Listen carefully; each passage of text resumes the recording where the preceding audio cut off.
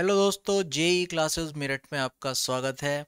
और मैं आपका मेंटोर विवेक सिंह। और हम लोग आज स्टार्ट करने वाले हैं प्रोग्रामिंग इन सी। सबसे पहले बात उठती है, ये सी है क्या? मतलब क्यों पढ़ रहे हैं हम ये सी, और है क्या ये सी? तो सबसे पहले बेटा, जो सी है ये होती है एक लैंग्वेज। लैंग्वेज का मतलब एक भाषा। जैसे हमें एक दूसरे के साथ कम्युनिकेशन करने के लिए एक भाषा आनी चाहिए, या तो इंग्लिश आए या हिंदी आए, या जिस भी आप एरिया में रहते हैं वहाँ की आपको लोकल लैंग्वेज आती हो। तो अपनी बात को सामने वाले तक पहुँचाने का एक माध्यम होती है भाषा, यानी कि एक लैंग्वेज। अब दिक्कत क्या है? हमें आती है इंग्लिश और हिंदी। अब कंप्यूटर को बेचारे को इंग्लिश और हिंदी नहीं आती है ना। अब उसको आती है मशीन लैंग्वेज, हमें आती है इंग्लिश। अब हम मशीन लैंग्वेज नहीं सीख सकते, वो इंग्लिश नहीं सीख सकता। अब हम कंप्यूटर से काम कैसे करवाएं? उसका बीच का एक तरीका निकाल लिया गया। ये भाषाएं, बहुत सारी भाषाएं, सी से पहले भी और बहुत सारी लैंग्वेजेस आई थी, जैसे पास्कल, कोबॉल, फोर्टॉन, ना एल्गो। तो ये बहुत सारी लैंग्वेजेस थी पहले। तो सी लैंग्वेज क्या है? इसमें हम लोग कुछ कोड लिखते हैं, वो कोड लिखे जाते हैं इंग्लिश लैंग्वेज में। यानी हम लोग वहां पे कौन सी भाषा का प्रयोग कर रहे हैं? इंग्लिश लैंग्वेज में कोड लिख रहे हैं। कंप्यूटर को तो इंग्लिश समझ में नहीं आता, तो वहां पे बीच में कंपाइलर बैठा हुआ है जी। वो कंपाइलर क्या करता है? हमारे लिखे हुए कोड को चेंज कर देता है मशीन लैंग्वेज में, मशीन को समझने के लिए। फिर मशीन उसको समझ के उस पर कुछ भी काम कर देती है, और फिर वो हमें उसका आउटपुट दे देती है। अब आउटपुट वो किस में देगी? अपनी भाषा में, मशीन लैंग्वेज में। फिर कंपाइलर क्या करेगा? फिर कंपाइलर उस कोड को हमारी भाषा में यानी इंग्लिश में कन्वर्ट करके हमें दिखा देगा। तो इतना समझ में आया कि सी क्या है? सी एक भाषा है जिसमें हम लोग कंप्यूटर को इंस्ट्रक्शंस देते हैं काम करने के लिए। अब बात करते हैं इसके इतिहास की, हिस्ट्री की। तो भैया ये सी लैंग्वेज आई कहां से, किसने बनाई? तो जो सी लैंग्वेज है बेटा, ये इंट्रोड्यूस हुई थी इन 1972। और किसने बनाई थी? ये बनाई थी डेनिस रिची ने। डेनिस रिची ने इसको बनाया था, उसने इसको डेवलप किया था। और ये इतनी स्ट्रांग लैंग्वेज थी। अब देखो, किसी भी काम को करने के लिए एक प्लेटफॉर्म चाहिए होता है। भाई ट्रेन कहाँ चलेगी? एक पटरी पे चलेगी। यानी आप जो भी काम कर रहे हो उसके लिए कोई तो प्लेटफॉर्म चाहिए होगा। तो जब सी लैंग्वेज बनाई गई तो कहीं तो बनाई गई होगी। जैसे आप लोग अगर पेंट करते हो तो पेंट कहाँ करते हो? विंडोज के अंदर। पेंट एक ऐप होती है, उस ऐप के अंदर। तो अगर सी लैंग्वेज बनाई गई तो उस टाइम पे जो ऑपरेटिंग सिस्टम चलते थे वो थे लाइनेक्स और यूनिक्स। पहले यूनिक्स थी, तो यूनिक्स के अंदर काम करा जाता था ये। तो इतनी स्ट्रांग लैंग्वेज बनी सी कि इसने वापस पूरा का पूरा एक ऑपरेटिंग सिस्टम बना दिया। यानी सी एक इतनी स्ट्रांग लैंग्वेज है कि जो आप अपने दिमाग में सोच सकते हो वो आप सी में बना सकते हो, कुछ भी बना सकते हैं। इसकी कुछ थोड़ी सी लिमिटेशंस हैं। क्या? अच्छा देखो, लैंग्वेजेस होती हैं तीन तरीके की। कौन कौन सी? एक होती है हाई लेवल लैंग्वेज, एक होती है मिडिल लेवल लैंग्वेज, और एक होती है मशीन लैंग्वेज। अब सी इनमें से किस तरीके की लैंग्वेज है? सी है इनमें से बेटा मिडिल लेवल लैंग्वेज। अब इसको मिडिल लेवल लैंग्वेज ही क्यों कहा जाता है? इसको मिडिल लेवल लैंग्वेज इसलिए कहा जाता है क्योंकि इसमें हम हाई लेवल लैंग्वेजेस का काम भी कर सकते हैं, और इसमें हम मशीन लैंग्वेज वाला काम भी कर सकते हैं। इनको मशीन लेवल लैंग्वेज कह लो या लो लेवल लैंग्वेज भी कह सकते हो। तो इनमें आप हाई लेवल लैंग्वेजेस का काम भी कर सकते हैं और लो लेवल लैंग्वेजेस का काम भी कर सकते हैं। तो सी इतना समझ में आ गया। 1972 में स्टार्ट हुई, डेनिस रिची ने इसको बनाया था, और इतनी स्ट्रांग लैंग्वेज थी कि इसने वापस पूरा का पूरा ऑपरेटिंग सिस्टम ही दोबारा से डेवलप कर दिया। और सी एक मिडिल लेवल लैंग्वेज है। दूसरा, सी एक केस सेंसिटिव लैंग्वेज है। केस सेंसिटिव का मतलब? Case sensitive. केस सेंसिटिव का क्या मतलब? केस सेंसिटिव मतलब ए कैपिटल, ए स्मॉल ए, कैपिटल बी स्मॉल बी। तो इसमें क्या हो गया, अगर मुझे यहाँ पर प्रिंट कमांड लिखनी है PRINT और ये स्मॉल लेटर्स में है तो मुझे स्मॉल लेटर्स में ही लिखनी पड़ेगी। अगर मैं यहाँ पर P कैपिटल बना दूं और RINT स्मॉल लिख दूं तो ये इसको गलत बता देगा। तो सी लैंग्वेज एक केस सेंसिटिव लैंग्वेज है। यहाँ पे हमें जो चीज़ स्मॉल में लिखनी है वो हमें स्मॉल में ही लिखनी पड़ेगी और जो हमें कैपिटल में लिखनी है वो हमें कैपिटल में ही लिखनी पड़ेगी। यहां तक कोई दिक्कत? चलिए आगे चलते हैं।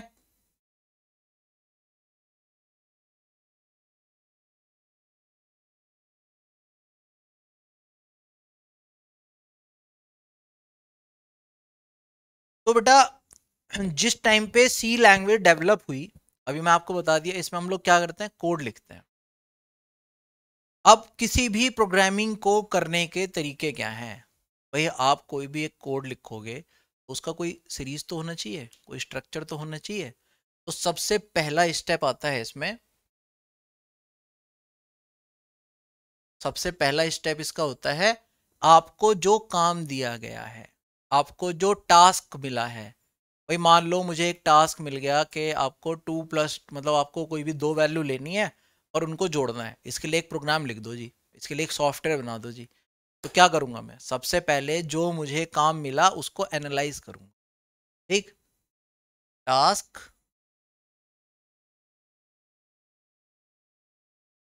एनालाइज करना या एनालिसिस करना, टास्क को एनालिसिस कर लिया। अब क्या देखूंगा मैं कि इस टास्क को करने का तरीका क्या होगा, स्टेप क्या होगा। अब वो जो स्टेप होते हैं उसे हम लोग बोलते हैं एल्गोरिथम। से हम क्या बोलते हैं, एल्गोरिथम। शॉर्ट फॉर्म में उसको एल्गो भी कहा जाता है। एल्गोरिथम का मतलब, देखो जैसे आपको एक टास्क मिला, आपको आपकी मम्मी ने कहा कि बेटा जाओ और आलू लेकर आओ।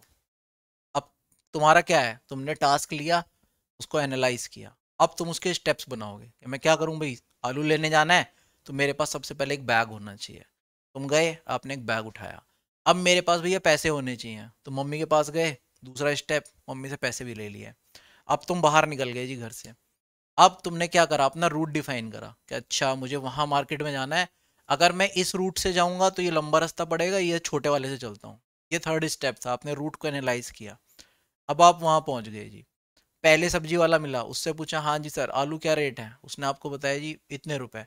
अरे नहीं नहीं ज़्यादा है। आप अगले के पास गए, उससे पूछा हाँ जी आलू क्या रेट, उसने बताया इतने। यार अच्छा ये ठीक है, अब दे दो। ठीक है, तो ये क्या थे, ये उस काम को करने के जो स्टेप हैं, जो तरीके हैं, उनको हम कहते हैं एल्गोरिथम। और ऐसा बिल्कुल भी नहीं है कि ये एल्गोरिथम सिर्फ प्रोग्रामिंग या सी लैंग्वेज में ही चलती हैं, ये हर जगह चलती हैं। कोई भी लैंग्वेज हो, सी हो, C++ हो, जावा हो, विजुअल बेसिक हो, कोई भी लैंग्वेज आप लोग पढ़ेंगे, एल्गोरिथम हर जगह आने वाली हैं। एल्गोरिथम का मतलब होता है किसी भी प्रोग्राम को करने का स्ट्रक्चर्ड वे, एक तरीका, उसको स्टेप्स के फॉर्म में लिख दो, वो एल्गोरिथम बन जाती है। चलो मैं आपको एक एल्गोरिथम लिख के दिखाता हूँ। देखो प्रोग्रामिंग सीखने से पहले अभी हम लोग क्या कर रहे हैं, स्ट्रक्चर्ड मतलब उसका सीख रहे हैं कि प्रोग्रामिंग है क्या, बेसिक्स हम लोग पढ़ने वाले हैं। तो इसमें हम लोग सिर्फ आज ये सीख रहे हैं कि कोई भी प्रोग्राम करने से पहले, लिखने से पहले मुझे उसका कॉन्सेप्ट दिमाग में आना चाहिए। इसको कहते हैं लॉजिक। एक ही प्रोग्राम को करने के बहुत सारे तरीके हैं, बहुत सारे, जितने दिमाग उतने तरीके। हर इंसान किसी भी काम को करने के तरीके सबके अलग होते हैं। तो जो आप लोग लॉजिक सोच रहे हो, जो आप लोग दिमाग में सोचते हैं, वो एल्गोरिथम है। ठीक है, तो हम लोग पहले सोचना सीखेंगे, एल्गोरिथम लिखनी सीखेंगे। प्रोग्रामिंग तो बाद की बात है, उसके बाद फिर उसके कोड कैसे लिखे जाते हैं वो अलग चीज है। अभी हम कोडिंग नहीं कर रहे, अभी हम लोग लॉजिक पे बात कर रहे हैं। जैसे सिंपल एक क्वेश्चन आया मेरे पास, WAP। WAP का मतलब होता है write a program to add 5 and 6। आप कोई भी एक प्रोग्राम लिखो 5 और 6 को ऐड करने के लिए। अब बताओ जी, अब तुम बताओ कि 5 और 6 को तुम कैसे ऐड कर सकते हो। चीजों को रियल लाइफ से कनेक्ट कर दो। प्रोग्रामिंग यही है, मैं आप लोग को ये सिखाऊंगा। आप किसी भी प्रोग्राम को, मैं सिखाऊंगा तुम्हें सारे टूल्स। मैं सिखाऊंगा तुम्हें कि बेटा ये तलवार है, ये बंदूक है, ये गोली है, ये इसका ट्रिगर है। अब इसको कैसे चलाना है, कहाँ चलाना है, इन टूल्स का कहाँ यूज करने वालों, ये तुम्हारे ऊपर डिपेंड करेगा। सारे टूल्स सिखा दूंगा मैं तुम्हें, सी के। अगर बढ़िया से पढ़ोगे तुम सी में बहुत अच्छे अच्छे प्रोग्राम बनाओगे।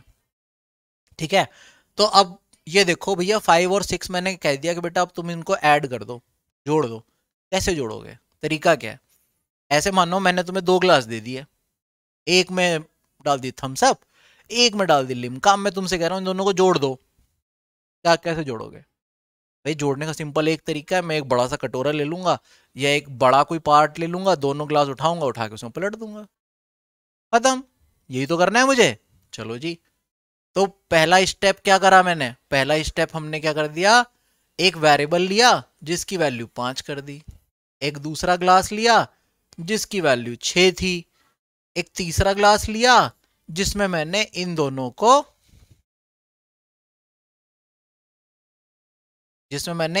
को जोड़कर उस ग्लास में डाल दिया। और फिर क्या कह दिया, प्रिंट कर दो। किसको? सी को, सी की वैल्यू को प्रिंट कर दो। तो ये जो तरीका था, this is was your step 1, ये था आपका स्टेप 2, और ये था आपका स्टेप 3, ये था आपका स्टेप 4। यानी कि ये प्रोग्राम कितने पार्ट में बन जाएगा? 4 हिस्सों में बन जाएगा, 4 स्टेप्स में बन जाएगा। समझ में आई? ये क्या थी? ये सिंपल एक एल्गोरिथम थी।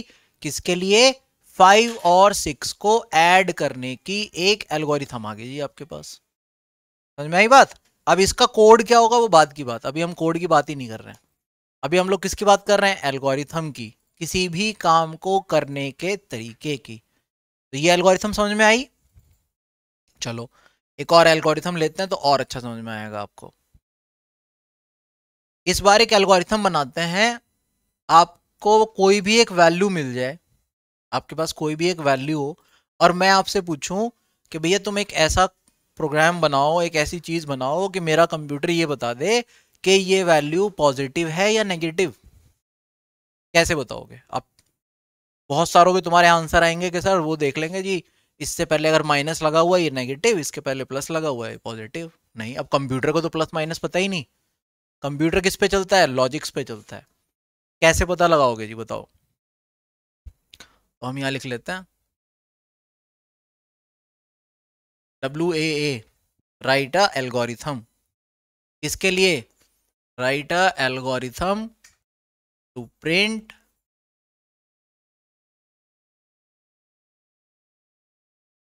whether a given number is positive or negative. अभी बताया था तुम्हें, किसी भी काम को करने के बहुत सारे तरीके हैं, हर इंसान का दिमाग अलग तरीके से सोचता है। तो अगर इसको मैं बनाऊं या मैं सोचूं, कैसे सोचूंगा भाई? मैं इसमें सिंपल से सोचूंगा कि अगर कोई भी वैल्यू 0 से बड़ी है तो वो पॉजिटिव है, अगर वो 0 से छोटी है तो वो नेगेटिव है। सिंपल। तो अब क्या करें? इसके स्टेप देखो जी, अब क्या स्टेप होंगे बताओ? पहला स्टेप, स्टेप नंबर 1,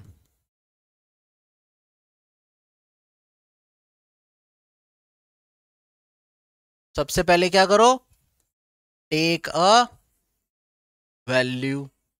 आप कोई भी एक वैल्यू लो। उसके बाद स्टेप 2, चेक। क्या चेक करो?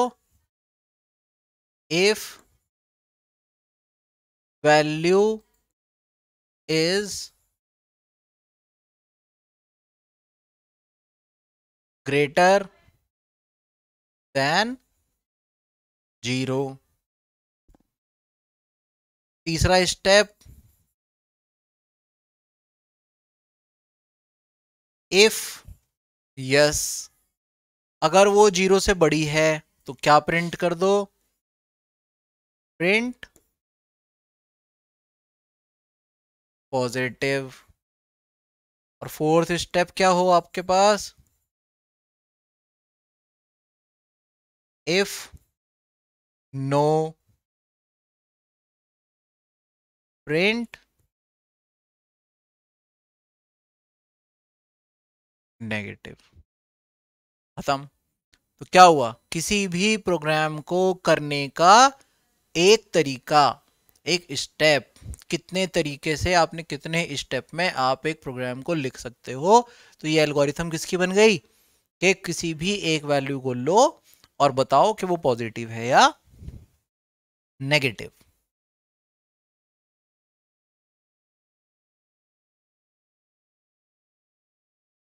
चलो एक और एल्गोरिथम देखते हैं हम। Write a algorithm to print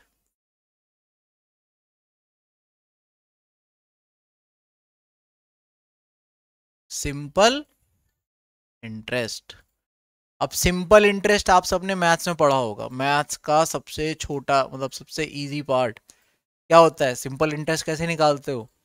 simple interest का फॉर्मूला क्या होता है, S I equals to P into R into T upon 100। अब तुम कहने लगोगे सर हम पढ़ तो रहे थे सी प्रोग्रामिंग, इसमें आप मैथ्स कहाँ से ले आए। तो बेटा ये मैथ्स नहीं है, प्रोग्रामिंग का मतलब होता है आप चीज़ों को कंप्यूटर से काम करवाना है। अब अगर तुम्हें, क्यों कंप्यूटर को मैथ्स नहीं आती, कंप्यूटर वो काम कर सकता है जो तुम उसे बताओगे। तो ये लॉजिक्स हैं, वो मैथ्स से रिलेटेड भी हो सकते हैं। वो गेम्स अगर तुम बनाओगे वहाँ मैथ्स नहीं होना, वहाँ पे आपके अलग लॉजिक चलेंगे कि अगर ये काम करना है तो ऐसे हो जाए, ये काम करना है तो ऐसे हो जाए। तो यहाँ पे सब चीज़ों का इंक्लूजन है, आपका इंक्लूड होके चलेंगी सारी चीज़ें। तो अब मुझे सिंपल इंटरेस्ट को प्रिंट करने के लिए एक एल्गोरिथम लिखनी है। तो सिंपल प्रिंट कैसे होगा भाई साहब, देखो सिंपल इंटरेस्ट, सबसे पहला क्या काम करोगे, यूजर से आप पी पूछोगे, जी पी बताओ, पी इक्वल्स टू, यूजर कुछ भी एक वैल्यू दे सकता है।